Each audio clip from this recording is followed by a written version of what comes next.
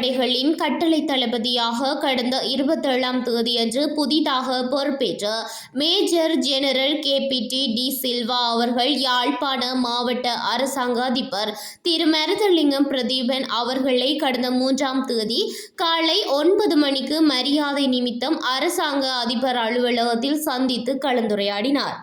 இக்கலந்துரையாடலில் யாழ்ப்பாண மாவட்டத்தின் மீள்குடியேற்றம், காணி விடுவிப்பு மற்றும் தித்வா அனர்த்தத்தின் பாதிப்புகள் தொடர்பாகவும் அரசாங்க அதிபருடன் விரிவாக கலந்துரையாடினார். இக்கலந்துரையாடலில் பலாலி பாதுகாப்பு படைகளின் தலைமை பீடத்தினை சேர்ந்த அதிகாரிகளான மேஜர் ஜெனரல் ராசிக் மற்றும் கேர்னல் நிஷங்க ஆகியோரும் பங்கு பெற்றினார்கள். மேலும் அரசாங்க அதிபருடனான சந்திப்பில் மேலதிக அரசாங்க அதிபர் திரு கே சிவகரன், மேலதிக அரசாங்க அதிபர் காணி தொடர்பாக திரு பி ஜெயகரன், பிரதம கணக்காளர் திரு எஸ் கிருபாகரன், திட்டமிடல் பணிப்பாளர் திரு இ சுரேந்திரநாதன் மற்றும் உதவி மாவட்ட செயலாளர் செல்வி யு தர்ஷினி ஆகியோரும் உடனிருந்தார்கள்.